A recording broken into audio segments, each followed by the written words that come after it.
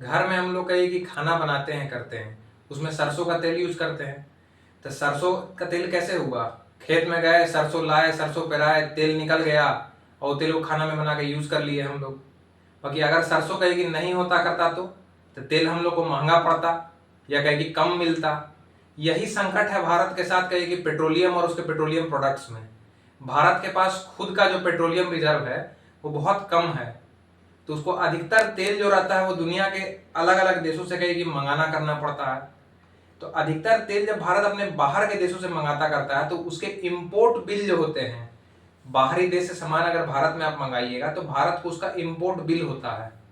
कुछ भी आयात करना को इंपोर्ट करना बोलते हैं, तो इसका इंपोर्ट बिल हो गया, तो उसका इंपोर्ट बिल काफी महंगा पड़ जाता है।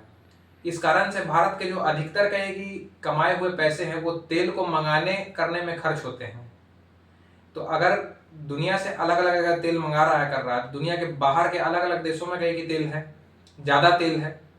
अब देखते हैं हम लोग, आज देखेंगे कि कैसे कहे कि दुनिया में पेट्रोलियम प्रोडक्ट्स हैं, कहाँ कहाँ पेट्रोलियम प्रोडक्ट्स हैं और कैसे पेट्रोलियम प्रोडक्ट्स बनते हैं। तो पेट्रोल है, डीजल है, ये सब कहे कि पेट्रोलियम प्रोडक्ट्स हैं। तो पेट्रोलियम प्रोडक्ट्स बनते हैं किससे? क्रूड ऑयल से। अब क्रूड ऑयल को हम लोग बोलते हैं फॉसिल फ्यूल। फॉसिल मतलब क्या हुआ? पुराने जो जानवर थे जो हजारों साल पहले थे, उनके कहे कि मरने करने से उनकी जो हड्डियां थी, जो उनके मॉलिक्यूल्स थे वो कहीं गल गए, कर गए, उनसे जो चीज बना वो कहीं बना फॉसिल फ्यूल। तो फॉसिल फ्यूल क्या है? ऑर्गेनिक डिपॉजिट्स में गए कि ऑर्गेनिक मटेरियल से जो समुद्र के तलहटी में बैठ गए, कर गए और हजारों साल गए कि हाई प्रेशर में रहे और ऑक्सीजन के एब्सेंस में कहे कि मतलब जो मटेरियल फॉर्म हुआ उसको हम लोग बोलते हैं फॉसिल फ्यूल। अब फॉसिल फ्यूल बनने का कहे कि जो तरीका होता है वो अर्थ के कहे कि बहुत अंदर होता है। देखते हैं ये फॉसिल फ्यूल कैसे बनता है और अर्थ के किस किस लेयर में बनता है। तो देखिए, सबसे पहले हम लोग यहां देखेंगे सेडिमेंट्री रॉक होते हैं। समुद्र की तलहटी हुई, समुद्र है, जमीन हुआ, जमीन के किनारे से कहेगी समुद्र हुआ। अब समुद्र के तल में अलग अलग जाएगी जीव जंतु कहेगी जो मरे किए वो कहेगी जाके बैठने किए, तो अलग अलग कहेगी बैठेंगे तो एक लेयर, दो लेयर, तीन लेयर, बहुत सारा लेयर हुआ। तो ये लेयर सेडिमेंट फॉर्म किए और इन सेडिमेंट के फॉर्म करने से जो लेयर बना उसको बोलते हैं सेडिमेंट्री रॉक। इसको हम लोग बोलते हैं क्या? Source rock. इसके अंदर ऑर्गेनिक कंपाउंड्स होते हैं, जो भी जानवर मरे किए थे उनकी हड्डियां थी, उनके अवशेष थे, तो वो हम लोग के ऑर्गेनिक कंपाउंड हुए। और वही ऑर्गेनिक कंपाउंड को ऑक्सीजन नहीं मिला, अब वो धीरे धीरे गलते गलते गलते करते बहुत फाइन गए कि मतलब क्लेई पार्टिकल टाइप का बनता है। ई होता है रिजर्वायर रॉक। इससे धीरे धीरे ऐसे ऐसे करके पेचते जाता है, नीचे की ओर कहीं फ्लो करता है, नीचे की ओर फ्लो किया, इस रॉक से फ्लो करके वो कहीं ट्रैप्स में फंसता है। ट्रैप्स क्या है?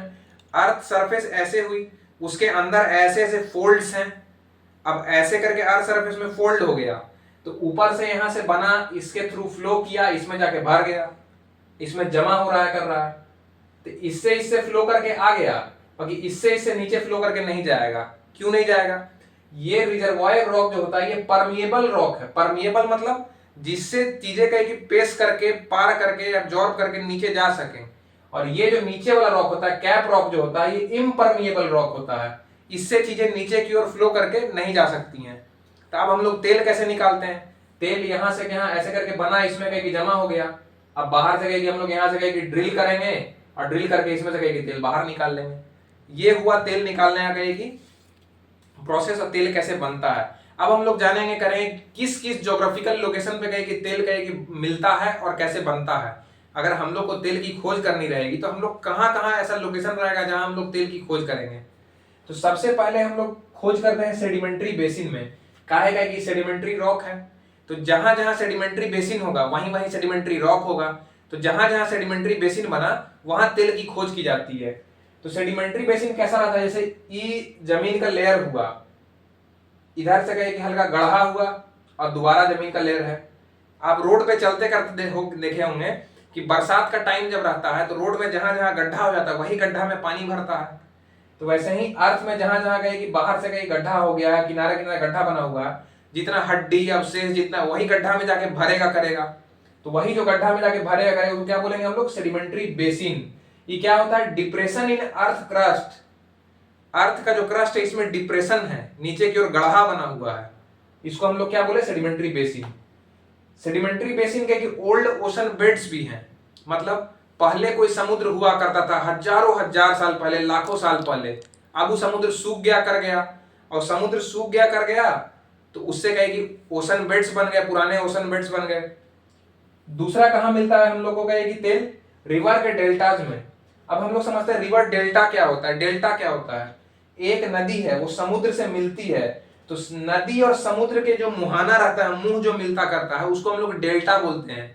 आप लोग कभी अगर देखे होंगे, समुद्र के आसपास गए होंगे जहां से नदी मिलती है, तो समुद्र से नदी मिलती है तो नदी समुद्र से मिलते समय काफी चौड़ी हो जाती है, और नदी पहाड़ों से बह के आ रही है, हजारों हजार किलोमीटर दूर से आ रही है, तो अपने साथ जो भी कहे कि अवशेष होंगे हड्डी के या किसी भी अन्य जीव जंतु के, उसको अपने साथ बहा के लाएगी। तो जो अवशेष बहा के लाती है उसको क्या बोलते हैं? सेडिमेंट्स। और जहां हम लोग सुने सेडिमेंट्स, तो दोबारा क्या फॉर्म होगा? Sedimentary rock. और जहां सेडिमेंट्री रॉक फॉर्म हुआ दोबारा वहां तेल निकलेगा। तो रिवर डेल्टास में भी हम लोग क्या मिलता है? तेल मिलता है। और कहां मिलता है? तो डेजर्ट्स में मिलता है। डेजर्ट्स में कैसे मिलता है? तो हम लोग यहाँ क्या पढ़ रहे हैं? सेडिमेंट्री बेसिन क्या था? ओल्ड ओशन बेड्स भी था। तो डेजर्ट्स भी जो होते हैं वो ओल्ड ओशन बेड्स होते हैं। ओशन बेड क्या हुआ? पुराना कहीं कि समुद्र कहीं था हजारों हजार साल पहले, आज नहीं हजारों हजार साल पहले, और वेदरिंग होने के कारण वहां पानी नहीं पड़ा, चाहे सूखा पड़ गया, चाहे किसी कारण से वो समुद्र कहीं कि सूख गया, चाहे कम पानी था सूख गया, और वहां पे कहीं कि नीचे में समुद्र में जमता है करता है आके, और वही जो सूखा हुआ था वहां पे कि पुराने समुद्र के अवशेष हैं, और उसके नीचे भी तेल मिलता है। तो हम लोग देखें कि डेजर्ट्स में भी तेल मिलता है। और तेल कहाँ मिलता है? और तेल हम लोग को मिलता है कॉन्टिनेंटल मार्जिन ऑफशोर। अब कॉन्टिनेंटल मार्जिन ऑफशोर का मतलब क्या होता है? दो कॉन्टिनेंट जहां मिलते हों, या समुद्र, जमीन और समुद्र जहां मिलते हों, तो इसको बोलते हैं कॉन्टिनेंटल मार्जिन ऑफशोर। मतलब जैसे इंडिया का कहीं एग्जांपल अगर नीचे देखेंगे तो इंडिया का कहीं कि ये वेस्टर्न कोस्ट है, ये इसका ईस्टर्न कोस्ट है, तो ये पूरा कोस्टल रीजन है। तो अगर इसको कहीं कि हम लोग साइड से देखें तो जमीन है, तो ऐसा थोड़ी है कि समुद्र में कोई है, मतलब आप कोस्टल रीजन में जा रहे हैं, कर रहे हैं, जमीन पे खड़े हैं और आगे जाएगा तो गिर जाएगा सीधे नीचे, ऐसा तो होता नहीं है। धीरे धीरे कहीं गहराई बढ़ते जाती है पानी की। तो ये जमीन था, इसकी गहराई धीरे धीरे बढ़ते गई, और यहाँ पे कहीं समुद्र कहीं कि है, यहाँ पानी भरा हुआ है, तो जो भी कहीं कि जमीन पे कहीं कि अवशेष रहेंगे करेंगे, वो यहीं से किनारे ही ना गिरेंगे। तो पूरे इस एरिया में किनारे द्वारा क्या बैठेंगे? जो जीव जंतु के अवशेष रहेंगे। अब वो जीव जंतु के अवशेष किनारे जाके बैठे तो दोबारा क्या बने? सेडिमेंट्स। और सेडिमेंट्स हम लोग का क्या है? दोबारा से यही सेडिमेंट्री रॉक, फिर यही तेल बनेगा, तेल मिलेगा, तेल निकाल लेंगे हम लोग। अब हम लोग देखते हैं कितने तरह के तेल होते हैं। तो जो ऑयल्स रहते हैं, क्रूड ऑयल जो रहता है, उसको क्रूड ऑयल को हम लोग तीन तरह से क्लासिफाई करते हैं, लाइट में, मीडियम में, हेवी में। जिसका कहे कि एपीआई ज्यादा रहेगा उसको लाइट ऑयल बोलेंगे, और जिसका एपीआई कम रहेगा उसको हेवी ऑयल बोलेंगे। एपीआई ग्रेविटी है, एक कहे कि यूनिट है जिससे हम लोग देखते हैं तेल कितना भारी है, कितना हल्का है। तो जो तेल हाई एपीआई वाला है वो लाइट ऑयल हो गया, और जो हेवी लो एपीआई वाला वो हेवी ऑयल हो गया। और हम लोग साथ में क्या देखते हैं? स्वीट एंड सार। अब स्वीट ऑयल कहने का मतलब होता है जिस ऑयल में सल्फर कम रहे, जिस ऑयल में सल्फर की मात्रा कम रहे उसको हम लोग स्वीट ऑयल बोलते हैं, और जिस ऑयल में कहे कि सल्फर की मात्रा ज्यादा रहे उसको सार ऑयल बोलते हैं। तो जो ऑयल बढ़िया कौन होगा? जो असलियत में लाइट भी हो और स्वीट भी हो। तो जो ऑयल लाइट भी निकली और स्वीट भी निकली, उस ऑयल को हम लोग बढ़िया ऑयल मानेंगे।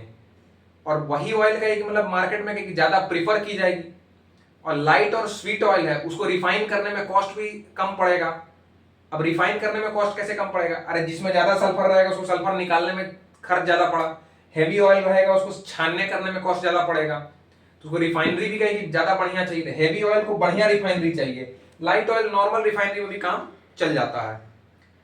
अभी इंडिया में कहेगी बहुत ज्यादा ऑयल रिफाइन हो रहा है, बाकी देशों से हम लोग तेल मंगाते हैं, उसको रिफाइन करते हैं और दुनिया के अलग अलग देशों को पेट्रोलियम प्रोडक्ट्स बना के बेचते हैं। क्रूड ऑयल था उसको कहे कि हम लोग बनाए, उससे पेट्रोलियम बाई प्रोडक्ट्स बनाए, पेट्रोलियम, डीजल, गैसोलीन, अलग अलग बनाए, जिसको जैसा जरूरत है उसको वैसा वैसा दे दिए हम लोग। अब हम लोग देखते हैं इस पूरे यहाँ पे कहे कि दुनिया में तेल कंट्रोल कौन करता है। आज हम लोग देखते हैं तेल का कहे कि दाम है, दुनिया में कहे कि तेल बिकता है कि बैरल में, एक बैरल हुआ लगभग 200 लीटर का ड्रम रहता है, टीना का ड्रम रहेगा, उसी में कहे कि तेल बिकता करता है। तो इंडिया कहे कि तेल मंगाता करता है, बेचता करता है, बट दुनिया में तेल का दाम सेट कौन करता है? कोई तो होगा जो तेल का दाम सेट कर रहा है। अब तेल का दाम सेट करने के लिए दुनिया में कहे कि बनी हुई है, कहे कि एक ऑर्गेनाइजेशन जिसका नाम है कहे कि ओपेक। ओपेक का मतलब क्या होता है? Oil producing and exporting countries. जो देश तेल निकालती हैं और दुनिया भर को तेल बेचती हैं उनको ओपेक कंट्रीज बोलते हैं। ओपेक कंट्रीज के मेंबर कौन है? तो दुनिया में जिनके पास तेल रहेगा और ज्यादा तेल कहे कि बेचे करेंगे तो वही लोग कहे कि मेंबर रहेंगे। तो ओपेक कंट्रीज में कुल 13 देश हैं अभी, और 13 देशों में से कहे कि मेजरली जो देश थे वो कहे कि मिडिल ईस्ट के देश हैं। इंडिया से कहे कि अगर आप वेस्ट में जाएंगे तो आपको मिडिल ईस्ट मिलता है, वहां के देश हैं, और कुछ अफ्रीका के देश हैं। वही गल्फ वाला रीजन है जहां पे कहे कि तेल अधिकतर पाया जाता है। तो वो देश कहे कि आते हैं ओपेक कंट्रीज में। एक और संगठन है ओपेक प्लस, जिसमें ओपेक कंट्रीज के तो कहे कि 13 देश हैं ही, और भी दुनिया के 10 देश जुड़े हुए हैं, जिसमें जैसे बड़ा देश हो गया कहे कि रशिया, ये सब जुड़े हुए हैं। तो ये लोग मिलकर कहे कि दुनिया भर में तेल का कहे कि प्राइस सेट करते हैं। प्राइस सेट करने के लिए इन लोग क्या करते हैं? तो देखिए, प्राइस का सिंपल सा नियम होता है, डिमांड और सप्लाई का गेम है प्राइस। अगर किसी वस्तु की डिमांड ज्यादा है और सप्लाई कम है तो उसकी प्राइस बढ़ जाएगी। सामान कहे कि कम हुआ और डिमांड ज्यादा हो गया तो दाम बढ़ गया, क्योंकि मार्केट में सामान कम था। अगर किसी वस्तु की डिमांड कम हो गई और कहे कि सप्लाई ज्यादा हो गई तो प्राइस गिर जाएगा। तो इन लोग जितना देश रहता है ओपेक वाला, इन लोग क्या करता है, इन लोग बोलता है कि हम लोग आपस में सब ऐसा सेट करके रखते हैं सिस्टम कि डिमांड को कहे कि हमेशा ज्यादा रखें और सप्लाई को उससे थोड़ा कम रखें। इससे क्या होगा कि हमेशा प्राइस जो तेल का रहेगा वो हमेशा बढ़ता करता रहेगा। इससे जो भी ये ओपेक कंट्रीज हैं इनको हमेशा जो मुनाफा रहता है वो सबसे ज्यादा होते करते रहता है। तो इन लोग दुनिया भर में 90% ऑयल रिजर्व पे कंट्रोल रखते हैं। ऑयल रिजर्व पे कंट्रोल रखते हैं, शब्द पे ध्यान दीजिएगा, शब्द रिजर्व है। दुनिया में सबसे ज्यादा तेल निकालने वाले देशों में सबसे ऊपर आता है America, United states of America. ये दुनिया में सबसे ज्यादा तेल निकालता करता है। और ऑयल रिजर्व जिनके पास सबसे ज्यादा है वो देश कौन है? वो है वेनेजुएला। वेनेजुएला के पास दुनिया का सबसे ज्यादा तेल उपलब्ध है, ऑयल रिजर्व उपलब्ध है। अब ओपेक कंट्रीज हो गई, ओपेक प्लस कंट्रीज हो गई, तेल हो गया, तेल पे कंट्रोल हो गया। अब भारत को देखते हैं, भारत में कहेगी कहां कहां तेल मिलता करता है। तो हम लोग जो जो कंडीशन कहेगी देखे किए हैं, यही सब कंडीशन में ज्योग्राफिकली हर जगह मिलेगा तेल। तो इंडिया में तेल मिलता है कहेगी राजस्थान के थार डेजर्ट में, बाड़मेर जिले में, वहां तेल मिलता है।